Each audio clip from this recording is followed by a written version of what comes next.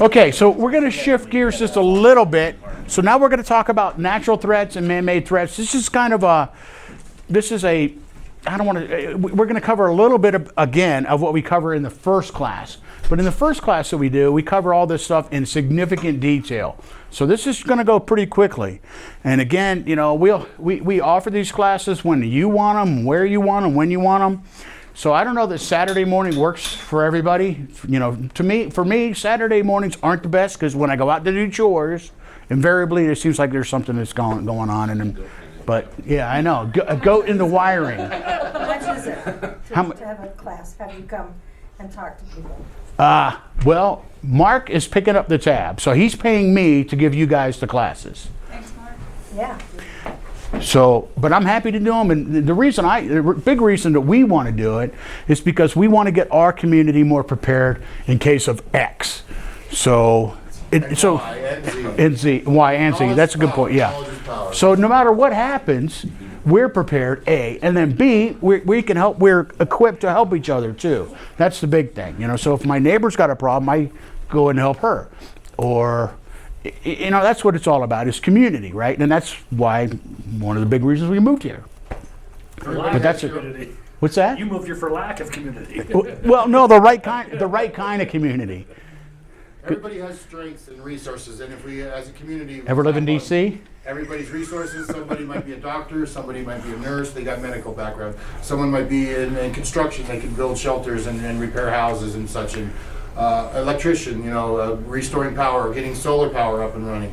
So as a community, we are much more stronger. Much more stronger? Just stronger. Just stronger. Much Yes. stronger. All right. So, natural threats. Yeah. Does anybody know what that explosion was? Because I love this. Anybody know what that is? Mount St. Helens? Nope. Rocket plant. Yeah, that is Henderson, Nevada. Nevada. Yeah, sorry. Yeah, I got to say it like I'm from New Jersey. All right. Henderson, Nevada. Thank you. Yeah, yep. And so, yeah, it was the world's largest non-nuclear explosion, right? But 20, 30 years ago now, but knocked cars off the road 3 miles away. You know, yada yada. So what did they do? They said, "Hey, you can't have that anymore." Anybody know where it is? Yeah, Utah. Right over here. Yeah, it's about 15 minutes from here. Okay, Down the street. that's right. Move it where there aren't any people, and if there's people, the ones that we don't care about. Take it to Utah. Yeah, thank you. So yeah, so it's here. What do they call it now? Wacko. Say wacko. That's wacko. Yeah, so that's what's out there. Yeah, so. That's why Terry's class is important. So if the air gets foul, we can still breathe, okay? But actually the predominant winds, you know, shouldn't be too much of a problem for us, but shouldn't. And then this right here, I used to live in Majeska Canyon, okay? I don't know how many times I was on the roof with a hose trying to keep my house from burning down, okay? That's it's in Orange County. And this is Vegas with the fire in the background up on Mount Charleston. Yeah, they got that close, that big. They fought it for days and days, and there was no, yeah. So, and what happens after you have one of these? Then it rains or snows and you have mudslides. Yeah. So, and then, yeah, this is a baby licking a pig, or the pig licking the baby. Not sure which it is, or each other, yeah. Swapping pork, okay. So, so this is how you get viruses to jump barriers. Okay. So we'll talk about all these things in a little bit of detail. Just a little. We're just going to gloss over these. The very first class that we did this in a lot of detail. So if you want that class again, you need to let Michael or Mark know, because they're the ones who do my calendar. Okay. That sort of answers the question that was earlier about what threats are specific to us right here and now, not zombies, but things that could happen today or tomorrow, hopefully years from now, but these are specific to the area. Right. So that's a real good point. So, you know, we have an emergency management department here, right? The county does. And John does a great job. And hopefully you guys have availed some of those resources. But the class that we did the top 10, actually 12. The top 12 what are the most significant threats to us in this zip code, okay? And so that's what we did in a class here in Cedar. Okay. Something to remember about your home, though, okay? A home is not designed to keep you from burning to death in a wildfire. It's not designed to keep the thugs out. It's designed to keep the rain off of you most of the time, okay? So homes have limitations, okay? So some of the threats, we're going to talk about criminals and who they are, why they target us, what is it they want, how do they get in, okay? Anybody remember this in the news like about a month ago now? There was a shooting up there at Mueller Park? No? Didn't see it in the news? There's too many shootings. It's hard to keep track. Okay. Well, yeah, but it's rare to have one in Salt Lake. We don't, we just don't get them. There was a kid that went into Mueller Park Middle. And then his parents are the ones who. And his parents, right. His parents, they discovered that the firearms were gone, and they went to the school to get him, and he discharged a shotgun. But that's what, okay. But that's what happened in Mueller Park. Nobody was hurt, shotgun discharge. But look at this lady's face, absolutely terrified, right? Well, that's my ex-wife, by the way. And yeah, she does not look, she doesn't look like she looked when I was married to her. But anyway, but that's my daughter, my youngest daughter, Alyssa, okay? And, but, she's terrified of everything, okay? And that's probably one of the reasons why she's an ex-wife. But everything scares her.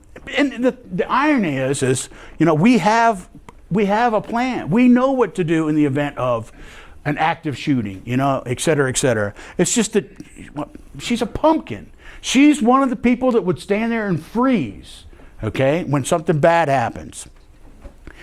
Since Colorado and some other shootings, every school, every campus in the United States is required to have an active shooter and emergency management plan.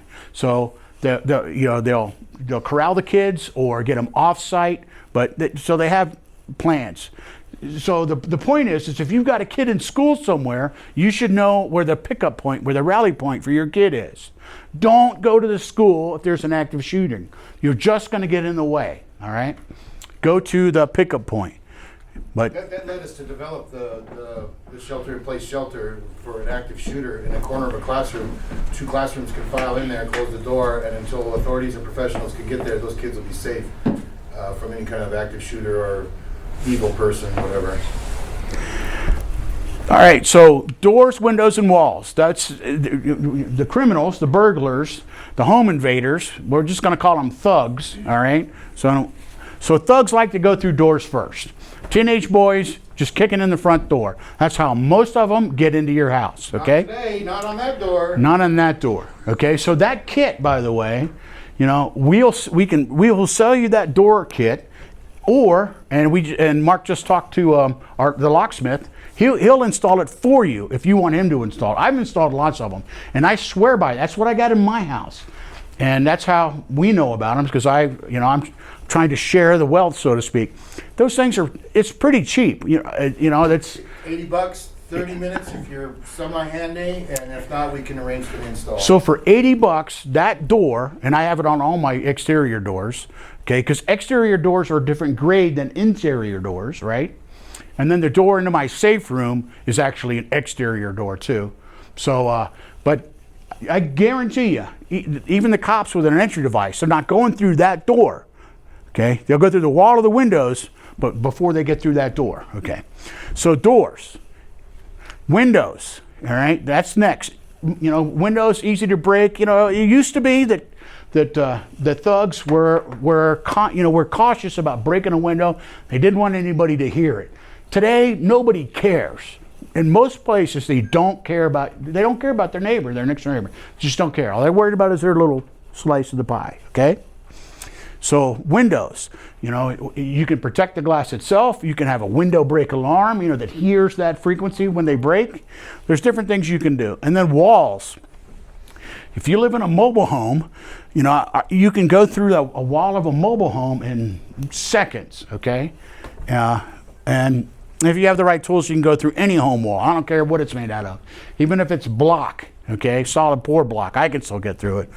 And you can see that's what this miscreant's doing down here. All right. So these are some of the man-made threats and looting. So, what are we going to do if there's looting? Well, I don't expect us to do any looting.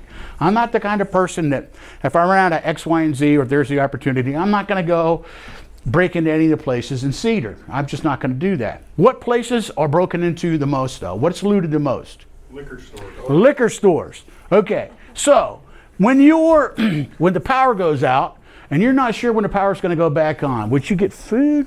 No. Okay. Liquor stores. And then pharmacies, okay? Drugs and alcohol are the things that are taken the most, and then high-end items. I'm going to go steal the big screen TV and try to run down the street with a big screen TV, but I don't have electricity, right? Yeah, okay. You go figure. That's bizarre. I never thought of that, because then that alcohol and those drugs that people Well, that's maybe that. It fuels the mob mentality on those people that are up to no good. Yeah, well, let's go watch the Super Bowl. Wow. All right. This is the FBI. I talked about this a little while ago. Consolidates the uniform crime report from all reporting agencies in the United States. Not all agencies report. Blah blah blah blah. Okay, so it takes them about 2 years to consolidate and massage the data, and then they release it to the public. And so you can go out there. This is public information. All right. So if you want to go out and look up wherever it is that you live, and this, obviously, this is Iron County, and these are the departments in Iron County. So in 2014, we had 2 homicides, and the bottom line is this area is pretty safe. It's one of the safest in the country. Is it 100%? No. We just had a homicide a couple months ago now, where the guy living in the trailer park went up. He was living in the trailer park. His girlfriend was in the trailer park living with a guy, and he didn't like who she was living with, so he was actually, the perpetrator was living in the Travel Lodge on the north side of town. And so he shot a guy and then fled the scene with an accomplice, and they were picked up in Colorado. Okay, yeah. So that Travel Lodge, not a good place, okay? Lots of, it's a lot of miscreants over there, okay? And so I say you're taking a picture, okay? So if you, no, yeah, you sure can. You can do anything you want except throw eggs at me. Tomatoes are okay. We want you to have the resources to help you. Okay, so these slides, if you go to our website, that's why we ask you for your information. Plus, we've got a whole folder full of things too, resources, and we'll talk about that at the end. Okay.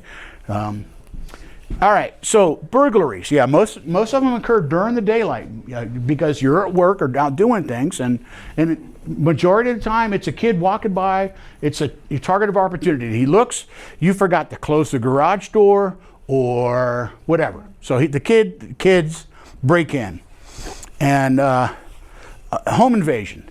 Home invasions. This is when somebody breaks in to take things, and then usually that's when there's a confrontation with the homeowner. Usually they're not looking to confront you most of the time, but there is a very small percentage that are looking to do somebody harm, okay? Don't leave your key under your mat. Don't leave it in the flower pot. Don't leave it on top of the light that's on the porch, okay? Rock. Yeah, don't use the synthetic rock in the yard. Don't do that. Because everywhere you've thought to hide one, burglars know to look, okay? All right. And then this one. Nowadays, crooks, what they do is they have a UPS uniform on that they stole or whatever, but they're going to look like they're legitimate, as in, hey, we want to install sprinkler system. We're going to deliver a package. My car broke down. My wife is going into labor. There are lots of different ways that they'll try to gain entry, okay? All right, so that's one. Don't open the door for anybody you don't know, okay? Don't open the door.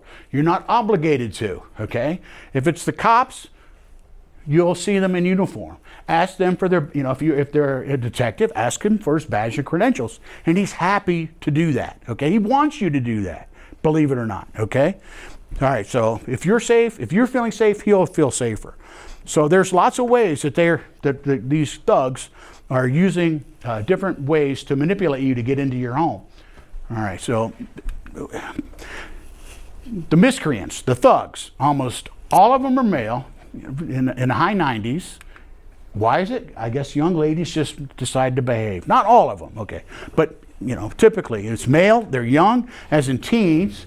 They're unemployed, and they come from a broken home. All right, and they're willing to use force, okay? Because it goes back to what my mom said about testosterone poisoning. Okay, a 19-year-old kid wants to show off, and he wants to be a man. Okay, but let me explain something to you. Men don't break into houses, okay? Men work hard, take care of their families. That's what men do.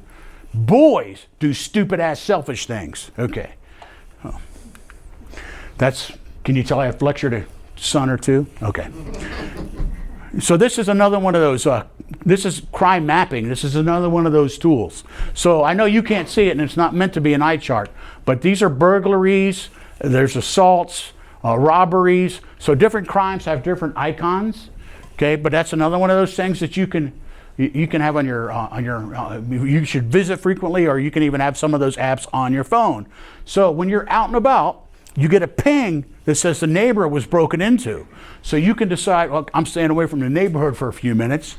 I'll let that calm down. Or, like in Mark's case, where the cars are on fire in everybody's yard, I'm staying away until they get that cleaned up. But anyway, information is power, okay? So, of the different criminals, all right, random, it's that target of opportunity.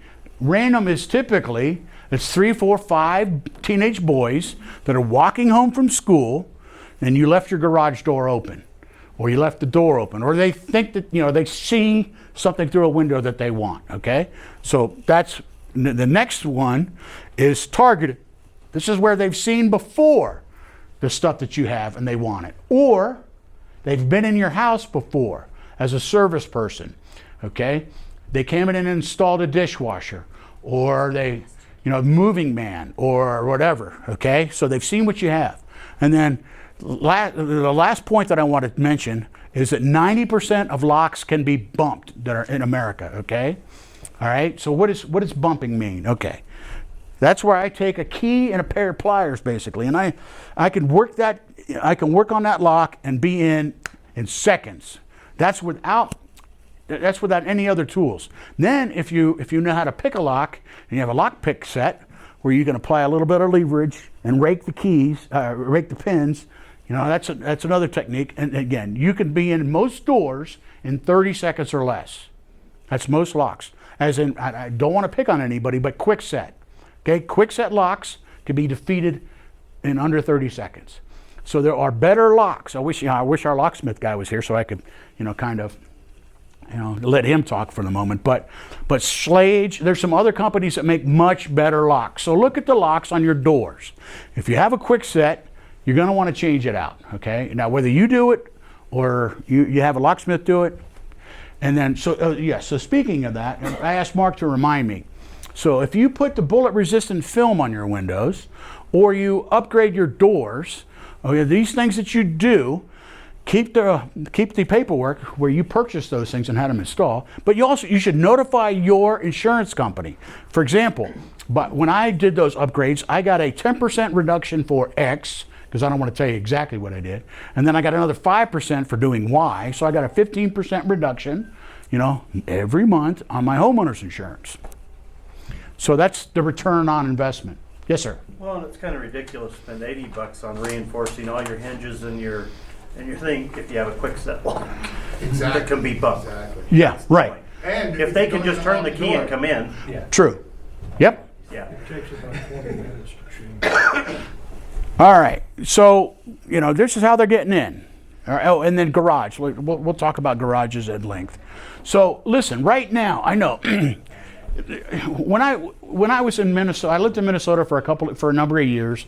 I was the chief security officer for a $10 billion company, and there's lots. I'm not from Minnesota, okay, but I was actually deployed overseas when I moved there, And my wife moving into the house without me, got there, went in the house, called me crying. What is going on? What's the matter?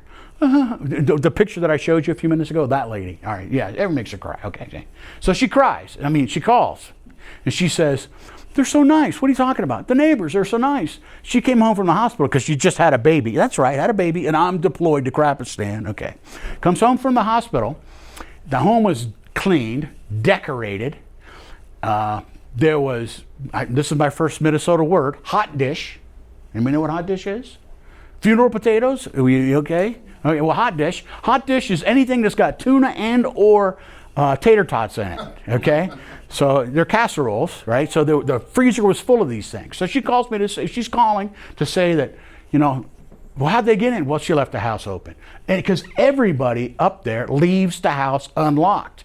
Because you're rude if you don't. And here's why. If you're out in the middle of nowhere, rural, and your car breaks down, you want to just go to the house, nobody's home, you just go in, make some hot chocolate, and wait till it clears, and then you, okay? Because we're neighborly, we're nice. Don't do that. Lock your home. Lock your car. Always lock it. Always lock it. Always lock it. Because you don't want to get in your car, and then there's somebody sits up in the back seat, okay? Lock them. All right. Did I say lock it? Okay. Should we lock them? Maybe you should think about locking it. All right, so strong locks, bolts, door frames. Again, you know, we showed you with that door, you know, just how strong that kit is. I really like it. And it's going to keep out most folks. Do things that'll make noise, right? So whether it's, in my case, it's the dog, right? Among other things. Dogs, plural. And then the lighting, the motion detectors, the alarm system. And then, yeah, always keep that, if your garage door, keep the door down and locked. And I'm going to show you why here in just a second. All right. And then piggybacking. You guys know what piggybacking is? That's where you drive into the garage and you're not aware, but standing out in the yard is the thug who sneaks into the garage. You go in the house and now he's in your garage. Okay. All right. All right. So we're not going to talk too much about who the burglars are, the pro, semi-pro, amateur, okay? The pros never coming to my house because, you know, I don't have any nice high-end jewelry for them to take. But this is what they're looking for. Number one is cash. Two is drugs, jewelry, guns. So this is why we don't want to advertise that we have those things. One of the things we can do is have an in-floor safe. Those can be installed. Locksmith can do that for you. You know, where it's in the floor between some of the joists, and it's hidden, okay? And then there's also fireproof versions, and they're pretty heavy, okay? So that if your house burns down, all your essential documents, birth certificates, valuables, the ring that my wife keeps in my nose, you know, those kinds of, those jewelry, you know, those kinds of things can be protected. 95% of burglars are high when they're in your house too, by the way, okay? They're either smoking something, drinking something, both. And so what does that mean? That they're not the best person to confront if they're, you know, if it's a 19-year-old boy who's stoned out of his mind. This is the third day without sleep because he's smoking meth or whatever he's doing, okay? 60% of rapes happen during a home invasion. All right? Okay. You can see what these are. Yeah, 10% or less of property that's stolen is returned to the owner. You know? Did you, okay? And that's almost everywhere in the United States, and that's even true here in our county. I think we're 12%. All right. I don't know if this is a good story though. About a month ago, there were some folks down in St. George. They broke into a van out in the front yard, took their musical equipment. Anybody see that in the news? All right. So Tammy prayed about it. Next day, cops found the guys. They got all their equipment back, all of it. Wow, I never, first of all, when it gets stolen and the cops recover it, it sits in the evidence room for 1 to 17, 86 years before you get it back.